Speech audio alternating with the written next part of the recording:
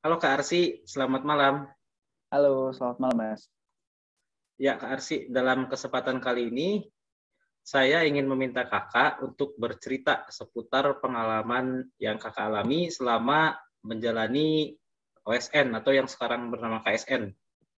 Mulai dari tingkat Oke, sekolah, boleh. ya, mulai dari tingkat sekolah sampai Kakak mendapatkan medali. Boleh Kak? Oke, siap, siap. Oke, oke. Halo, kenalin aku Arsi. Sekarang lagi kuliah jurusan geologi di salah satu kampus di Bandung. Kalau cerita tentang ini ya, tentang OSN dari awal masuk tim sekolah sampai medali ya, itu yang menurut saya. Nah, kenapa? Karena agak cukup menarik nih ceritanya. Jadi dulu pas awal masuk SMA itu sebenarnya aku bukan anak yang masuk dari jalur prestasi gitu, masuk dari jalur reguler. Terus kayak sekolahku juga pas di SMA juga bisa dibilang bukan sekolah yang top gitu, jadi masuk di SMA itu karena prestasi bukan, ada cuman hanya beberapa gitu. Jadi let's say ya latar belakang sebagai anak yang basicnya anak berprestasi lah di SMP masuk ke SMA. Singkat cerita, di SMA itu aku mulai kepikiran nih gimana caranya untuk menyibukkan diri semasa SMA, karena kan bingung banget tuh masih ya kelas 9 kelas berapa ya, kelas SMA kelas 1 tuh kelas 9 ya. Iya, 9. Kelas 10, 10. 10 10. Hmm. Jadi kelas 10 tuh, jadi kelas 10 jadi bingung nih mau ngapain untuk membukin diri atau ya mencari-cari kesibukan lah. Suatu titik aku tuh ada itu waktu itu namanya open recruitment gitu, olimpiade. Nah, aku daftar lah waktu itu. Daftarnya geografi karena ya dulu waktu SMP demen juga nih IPS. Nah, cuman di situ kondisinya aku anak IPA gitu. Kebanyakan yang geografi itu IPS kan. Terus berjalan nih, berjalan. Tiba-tiba waktu itu hari Senin, aku masih ingat banget hari Senin, aku ke sekolah, cep sekolah gitu. Ya kan anak SMA tuh masih upacara ya, upacara. Terus temen sebelahku bilang, Fis, kamu nggak berangkat? Berangkat apa gitu? Bingung dong, berangkat apa? Itu kelas 10 ya. Iya itu tadi anak-anak pada berangkat lah pelatihan. Pelatihan apa gitu? Pelatihan Olim kan, persiapan OSK itu kelas 10. Langsung pikiran, aku nggak diajak ternyata. Aku udah mendaftar Olimnya ekskulnya, cuman aku nggak diajak untuk berangkat itu gitu, ke pelatihan itu. Kalau nggak salah itu pelatihan juga sama Platos kalau nggak salah. Jadi sekolah aku tuh rutin banget tuh pelatihan sama Platos kelas 10 waktu itu. Oke lah, hari itu jadi bad day banget tuh. Telat pada bawa koper ke sekolah gitu kan, naik bus berangkat, nginep seminggu lah tuh waktu itu nginep. Ya udah, pulang-pulang mereka pulang terus OSK waktu itu udah selesai nih, OSK kelas 10, jadi aku nggak diajak kan karena emang nggak masuk dalam timnya gitu. Ya udah, setelah itu kepikiran pokoknya gimana pun caranya depan aku harus ikutan nih, harus ikutan. Udah, ikutan. Jadi di pada saat bentar jadi kan udah persiapan pada pelatihan tuh dengan Platos. Aku tuh pokoknya mikir aku harus ikut OSK di kelas 10 gimana pun caranya gitu. Ya udah, aku hubungin gurunya, guru pembimbing. Karena kan sebelum itu udah ada kayak biasanya SMA SMA gitu ngadain lomba kan, olimpiade yang namanya olimpiade sekolah gitu, kayak apa, lomba-lomba yang non official dari Kemendikbud. Aku pernah ikut beberapa kali dan waktu itu rankingnya aku nggak pernah medali sama sekali, jadi kayak masuk 20 besar, 10 besar, 15 besar gitu. Jadi langsung datang ke kantor bilang, saya pengen ikut OSK gitu bilang ya. uh, Oh iya, kamu udah pernah ikut lombanya belum? Udah Bu, langsung liatin. Saya pernah nomor 15 dari 100 gitu. 10 dari 150 dari 500. Padahal yang diambil juara kan 1 2 3 doang kan. Jadi ya udah, gurunya excited. Oh ya udah, sok berangkat, naik. Pelatihannya di lantai 2. Aku sama sekali tentang geografi, cuma ngebaca buku yang namanya buku pegangan dari provinsi itu tuh, dikasih sama kating. Kelas 10 tuh kosong banget. Olimpiade, masalah waktu itu olimpiadenya OSK. Olimpiade, ya udah, orang-orang lain pada mikir kan. Aku tuh 30 menit udah selesai. 30 menit udah keluar. Apa? Karena emang nggak tahu sama sekali, emang nggak ngerti lah materinya gitu. Jadi ya udah, paling ya ngejawab cuman yang iklim doang. Sisanya dikosongin gitu. Ya udah, 30 menit selesai keluar. Ya udah itu nothing tulus banget lah. Ya udah mau lolos alhamdulillah, ya kalau enggak ya udah kan persiapannya juga nggak ada gitu. Ya udah sepulang dari situ udah pengumuman tuh. Udah teman-temanku pada lolos, yang geografi, yang kelas-kelas 10 tuh udah banyak banget lolos. Aku enggak kan. Ya karena waktu itu belum pelatihan juga, belum segala macam. Pokoknya pulang dari sana kepikiran tahun depan gimana pun caranya aku harus ikut OSK, harus ikut jadi tim utama sekolah gitu. Jadi udah punya target nih, target. Nah, ternyata benar tahun depannya ya otomatis anak kelas 10 naik pangkat dong kelas 11 ya. Jadi anak kelas 11-nya yang mewakilkan sekolah gitu. Dari sana ya udah ikut-ikut pelatihan. Masih ingat tuh waktu di Platos itu kalau nggak salah tentornya Kak Nuresa Riana, itu geologi ITB juga. Kakak tingkat angkatan 2014 kalau nggak salah. 2013 apa lupa. Ya udah. Belajar, latihan sama dia. Pokoknya pertama kali otak aku diisi sama Olimpiade itu. Pas Datos, pertama kali. Jadi kan biasanya pelatihan pertama itu merupakan pelatihan yang paling memorable, paling kepikiran lah sama siswa-siswa itu karena pertama dan nelen materi yang ya udah telan aja, paham gak paham catet gitu. Ya udah let's say Olimpiade pada saat itu pelatihan di sekolah setelahnya, wah alhamdulillah banget OSK dapet nih ranking 2 dari 3 yang diambil kan. Masuk ke OSP gitu. OSP ya karena aku kan base-nya aku tuh kelas 10, belum OSK, belum ada pengalaman lah sama sekali. Jadi rata-rata yang udah OSP itu dia udah pernah OSP kelas 10. Jadi jauh banget ketinggalannya. Jauh banget. Kalau dibilang isi kepala ya, kapasitas pada saat itu jauh banget dari orang-orang. Tapi kalau mental, aku bisa jamin aku yang paling tinggi mental pada saat itu gitu. Jadi gini, waktu masa SMA itu merupakan masa-masa di mana aku ngerasa aku belajar nggak pernah capek dibandingkan dengan masa kuliah saat ini. Jadi belajar itu kelar Olimpiade tuh, kelar pelatihan, sama Platos juga. Setelah itu sama lembaga lain, kelar pelatihan kan biasanya dari jam 8 sampai jam 5 tuh.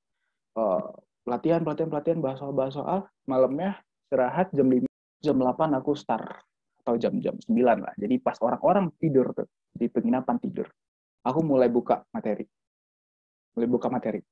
Jadi pas OSP aku tuh sistemnya gini. Pas OSK aku belajar soal OSP, pas OSP aku belajar, handphone nyala. Pas gini sistemnya. Aku pas OSK itu bahas soal OSP, pas OSP aku rolling ulang-ulang soal OSN semuanya. Jadi setelah pelatihan aku langsung bahas tuh soal OSN. Biasanya tuh sampai jam 12 sampai jam 2 atau jam 3 gitu. Iya, itu tiap hari selama pelatihan. Jadi karena emang mikirnya ya gimana ya? Mikirnya pokoknya harus medali pada saat itu pas sudah OSP. Singkat cerita selesailah pelatihan tahap pertama, pelatihan tahap kedua. Tahap kedua tuh kalau nggak salah ya di sekolah aja kan. Pelatihan, rolling soal. Pokoknya aku tuh udah nggak megang soal OSP lagi pas OSP. Jadi bahasnya udah esai OSN. Dan itu inisiatif sendiri sebenarnya. Nggak ada yang ngebantu juga kan karena ya gimana? Basicnya bukan anak Olim di awal masuk SMA dan kelas 10 nggak kepanggil juga. Ya udah kalau emang mau naikin nama sendiri itu tugas sendiri gitu loh. Mau menang mau juara itu tanggungan sendiri gitu. Jadi memang semangat itu. Lanjut nih pelatihan. Jadi kalau misalnya di flashback ketika pelatihan itu aku nggak pernah yang nomor 1 pas pelatihan. Jadi pasti nomor 4 gitu. Jadi banyak yang sepuh lah yang udah pernah kelas 10 OSN ikut lagi OSP. Nah, itu mental banget sih. Jadi cara ngebalikinnya aku malah belajar sendiri gitu, ngulang materi-materi. Udah lanjut OSP gitu. Pas OSP, wah gila. Itu emang luar biasa. Kenapa luar biasa? Lolos. Pas pelatihan, aku lolos ke OSN gitu. Aku lolos ke OSN. Dan yang mengejutkan adalah ketika dicek itu kalau misalnya nggak pas zaman OSN ya, nggak tahu sekarang udah lupa, udah lama banget kan. Zaman OSN itu nggak salah ada barcode-nya, ada namanya juga, ada ID gitu. Kalau misalnya bisa muncul kita ranking berapa, ternyata ranking 1 dari semua sekolah yang ada di Sumatera Barat. Ranking 1, gila. Itu bener-bener kayak ya kerja keras terbayar lunas lah karena itu kan. Karena emang ya malam tuh belajar, kelar jam 3 jam 4 istirahat tidur tuh masih jam 8 ke sekolah gitu tuh rolling tiap hari. Jadi aku kayak emang di luar batas gitu kalau untuk diriku sendiri ya dibandingkan dengan yang sekarang gitu. Jadi ya lolos pada saat itu. Nah, masuk OSN, pelatihan OSN. Jadi mungkin ada satu pesan ya, satu hal yang ingin disampaikan. Waktu pelatihan OSN, ternyata itu berat banget. Kenapa berat? Karena pada saat itu saingan itu bukan cuma di provinsi doang, dan saingan itu udah lingkupnya nasional kan. Dari Jakarta, dari Jawa Timur, Jawa Tengah, yang itu teman-temannya pinter-pinter semua, anak-anaknya jago-jago banget tuh semuanya. Mental lagi tuh, wah anak daerah nih, pelatihan OSN Jakarta. Ternyata di Jakarta juga kaget ngeliat orang-orang cara belajar, wah luar biasa gitu. Bacaannya udah apa tuh? Kalau untuk geografi tuh yang Cambridge itu tuh bacaannya. Ada buku-buku, pokoknya udah buku-buku luar semua lah. Yang aku tuh nggak tahu banget, wah buku apa nih, buku apa. Ternyata pas OSN, pelatihan, itu bahasnya udah soal IGO. Karena ikutin pattern sebelumnya kan. Jadi kalau pas OSP bahas OSN tuh bahasnya udah bahas soal IGO. Itu perjalanannya panjang banget waktu OSN karena beberapa waktu sempat sakit gitu karena keseringan begadang, jadi agak chaos juga gitu. Jadi otomatis harus membagi badan kan. Ya udah OSN, pas di OSN itu ketemu orang-orang pintar semua, luar biasa teman-teman yang pokoknya udah ke OSN itu luar biasa. Itu applause banget, jadi applause banget kayak ketemu dengan orang-orang yang kemana-mana baca buku gitu. Bacaannya tuh udah berat-berat banget. Dan pas OSN, ini ada menarik. Jadi kan itu kalau nggak salah materi WRT, writing test itu ada 3 jam. Ya, 3 jam. Karena aku nggak biasa bangun pagi. Karena lombanya itu kalau nggak salah jam 7 atau jam 8 udah masuk kelas gitu. Kebetulan itu sekolahnya sekolah bagus, jadi di ruang kelasnya ada AC. Nah, udah sejam pertama semangat tuh. Sejam kedua antara sadar dan gak sadar ketiduran. Jam ketiga baru sadar pas dibuka masih banyak banget soal di belakang. Luar biasa kagetnya, sejam tuh ngerjain tuh gak berhenti nulis. Jadi kayak gini teman-teman ya, mungkin pesan moral ya, kalau misalnya ujian atau lomba, nah udah fokus sama yang di depan, jangan lihat-lihat sekitar gitu. Kalau misalnya nggak tahu, tulis aja dulu, ntar juga dapat inspirasi. Karena aku tuh mikir, wah ini soalnya analisis banget, payah, susah gitu kan. Ternyata emang susah, muter-muter aja, sejam itu muter-muter, kagak ngisi sama sekali sambil ngantuk-ngantuk gitu, karena kan bangun pagi kelasnya AC. Alhasil cuma isi 75% soal WRT ya. Lanjut tuh multimedia segala macam. Pokoknya aku feelingnya kayak gimana ya, pikirnya tuh lolos nggak ya gitu. Maksudnya medali nggak ya, rasa-rasa mau medali, tapi kayak dipikir-pikir karena kemarin banyakan ngantuknya sama banyakan bingungnya gitu, karena orang-orang ya ngerjainnya fokus banget gitu, fokus ngerjain bolak-balik, kalkulasi. Aku kayak muter-muter, pinter juga ya gitu. Jadi kayak muter-muter situ aja gitu.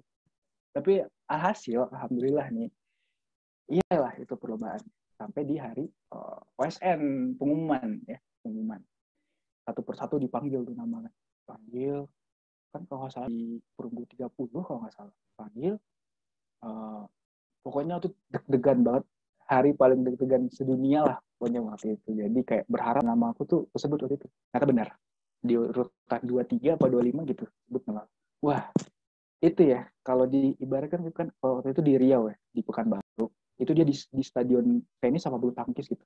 Jadi aku dari tribun paling atas sampai bawah itu yang ada tempat penyerahan medalinya itu. Itu sprint. Sampai ada satpamnya. Satpam, pelan-pelan deh, aku langkahin, loncat gitu. Jadi kayak kalau ngebayang nggak sih pemain bola, kalau misalnya dia selebrasi dia loncat-loncat aja tuh ke tribun kayak gitu tuh turunnya. Jadi alhamdulillah waktu itu dapat medali perunggu. Itu sekilasnya ya. Cuman ada satu hal yang pengen disampaikan di sini. Jadi ceritanya, aku anak daerah, Olim dan segala macam. Satu yang harus dikuatin selain dukungan dari sekolah, dukungan dari orang tua atau dukungan dari siapapun itu harus punya prinsip yang kuat gitu, harus punya kemauan yang kuat. Jadi gini, tanpa aku yang pengen masuk Olim waktu itu ya, tim Olim, yang pengennya udah pengen banget, aku nggak bakal belajar sampai jam 3, jam 4 pagi gitu. Dan tanpa aku yang pengen banget mendapatkan medali pertama, karena seumur hidup belum dapat medali sebelum itu, aku nggak bakalan ngedesak sekolah untuk nyuruh ngebayarin aku pelatihan ke Jakarta. Jadi itu benar negosiasinya alot banget, Bu. Saya pengen pelatihan ke Jakarta. Gimana pun caranya saya pengen pelatihan ke Jakarta, izinin gitu. Ngomong sama kepala sekolah juga waktu itu. Pokoknya memang cukup alot sebenarnya pada saat negosiasi itu, karena bisa dibilang sekolah aku tuh baru pertama kali menghadapi ya siswa yang Olim sampai nasional gitu, dan alhamdulillah medali pada saat itu baru aku pertama kali. Jadi ya mungkin kalau misalnya ada guru-guru yang nonton ini ya, terus teman-teman adik-adik, thank you banget nih udah mengakomodir selama Olim waktu itu. Dan untuk teman-teman yang lagi berjuang sekarang, prinsip dikuatin, dan apapun terjadi, kalau misal teman-teman semangat, teman-teman pasti bisa. Gak ada yang gak bisa, kecuali ya teman-teman punya keinginan yang kuat dan tekad yang kuat. Pokoknya konsentrasi aja, fokus, jangan ombang-ambing dengan banyak cerita, karena pada saat Olim itu banyak banget tuh terombang-ambing. Misalnya udahlah nggak usah Olim lah, ntar SBM-nya gimana, ntar kuliahnya gimana gitu. Ya udah sikat aja dulu Olim, ntar kuliah ada jalan lagi. Sekian Mas dari aku. Baik Kak Arsi, sangat menarik sekali ya ceritanya. Semoga cerita Kak Arsi ini bisa menjadi inspirasi untuk semua siswa yang akan menghadapi kompetisi sains, terutama yang di tahun ini ya. Ya, Kak Arsi, mungkin ada sepatah dua patah kata yang akan disampaikan untuk peserta yang akan mengikuti kompetisi sains di tahun ini. Singkat aja, Kak. Oke. Singkat aja ya. Ini pandemi, ini COVID-19, gak bisa mana-mana, gak bisa pelatihan offline, tapi aku yakin teman-teman punya semangat yang lebih daripada saat orang-orang Olimpiade dalam masa offline. Ya, apapun bisa dilakuin dari rumah, remote gitu segala macam udah bisa, PDF bisa didapat dari manapun. Aku yakin teman-teman lebih powerful di KSN tahun ini. Baik, terima kasih banyak Kak Arsi. Terima kasih telah menyempatkan waktunya untuk berbagi pengalaman. Sampai jumpa lagi di lain kesempatan. Selamat malam, Kak. Ya, malam Mas. Terima kasih.